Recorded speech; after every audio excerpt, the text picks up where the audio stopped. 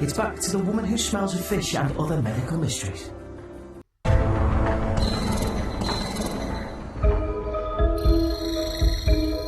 "24-year-old musician Cassie from London has suffered with a bad body smell for as long as she can remember.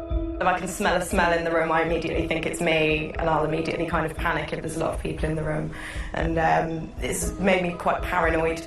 It was just a really, really bad odour, and I couldn't work out what it was. I thought she was sick at first, actually. A lot of the time people just think, oh, maybe you're not clean, but you can be the cleanest person in the world and you will smell like you haven't had a shower in weeks. And even worse for Cassie, her smell is not typical stale sweat. Whenever you go to a fish market that's just shutting down and there's just that lingering smell of fish that's kind of the end of the day fish that's kind of been sat out in the warm, and that's what I smell like. Cassie's fishy odour has made her very self-conscious. Although it comes and goes, it affects every aspect of her life. Because it gets quite hot in the pub, and then we're running up and down, and I'm always quite conscious of the customers maybe getting a whiff of me and being a bit like, oh, what's that? Don't want to go to her. Nah. Even when I go to the gym, I'm always very conscious if I'm in changing room afterwards that someone will smell me and think that I stink like rotting fish. Cassie also sings in a band, where she's often even more aware of her smell. I'm probably a lot more conscious about it when I'm sweating, so if I'm on stage performing and there's big heavy lights.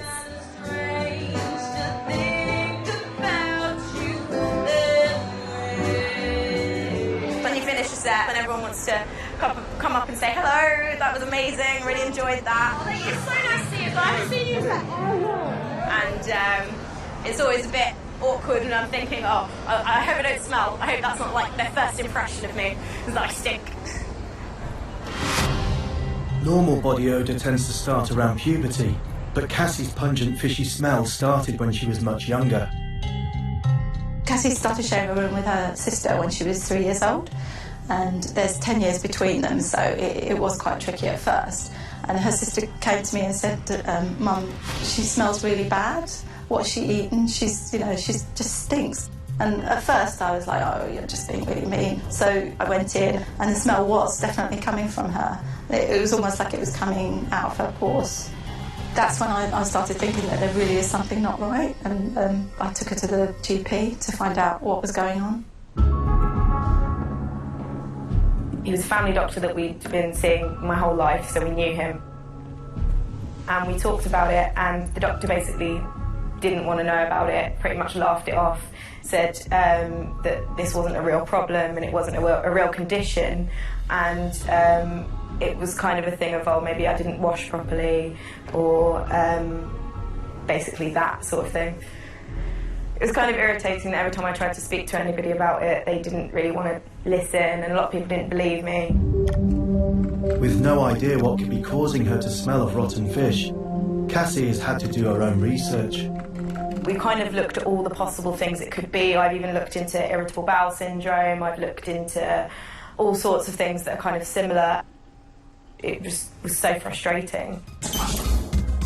Every body odour is unique and most of the time harmless, but some smells can indicate a health problem. If your sweat smells like bleach, it could point to a kidney or liver disease, while a more fruity smell might signal diabetes. Cassie wants to find out what's causing her fishy smell, and has made an appointment with a specialist in metabolic medicine. I'm probably seeing a new patient to be investigated for this disease at least once or twice a week. And so often people will go and see their GP who'll say, I can't smell anything, don't worry about it, and send them away. Coming up, can Cassie discover the cause of her strong fishy odour? An official diagnosis means that it definitely exists, that I have it. It's back to the woman who smells of fish and other medical mysteries.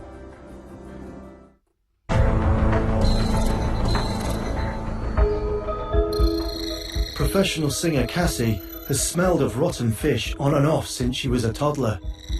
She's been desperate to get to the bottom of the problem. The worst thing was when I tried to explain it to people, and then people would often do a thing where they'd like try and sniff me. After years of trying to persuade doctors to take her condition seriously, she's finally found a consultant who may at last be able to tell her exactly why she has this fishy smell. Cassie Graves? I think there are two problems in getting a diagnosis. Firstly, it's a condition that isn't very well known. It's a rare disorder, and a lot of doctors have never really heard of it. And the second thing is that the symptoms tend to come and go, and so quite often when you go and see a doctor, there won't actually be an odour, because understandably patients have done everything they can to try and mask it. And from your point of view, when did the problems start? I think I was about 3 when it was, when my mum noticed it. And how did your mum describe it? She used to say, like, it kind of stank like rotten fish. Okay. Cassie's obviously got a very clear history, actually. Mum noticing a smell which she describes as fishy. Many patients actually don't describe the smell as fishy. It gets described as fecal or garbage.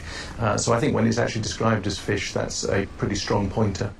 Actually, it's a pretty ancient condition. There's a princess in the Mahabharata, the ancient Indian scriptures, so this is about 2,500 years ago, who smells strongly of fish. And Caliban in The Tempest is also said to smell of fish.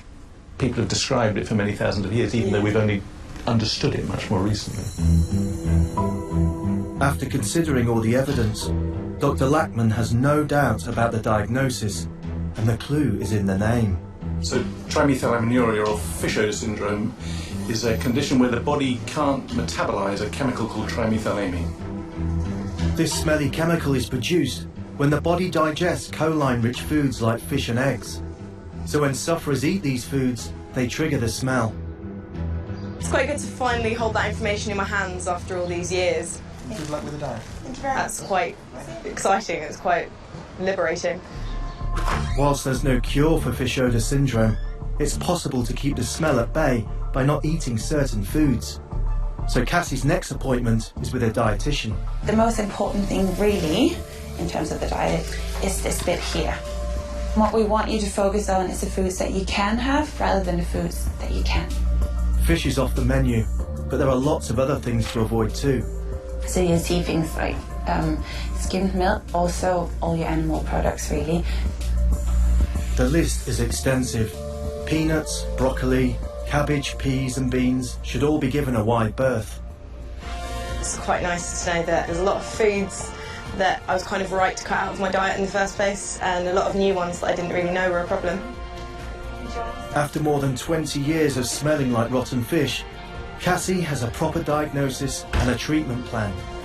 An official diagnosis means that when people tell you it doesn't exist, you can kind of hold up a letter to them and say it's right here. It's right here. It definitely exists and I have it.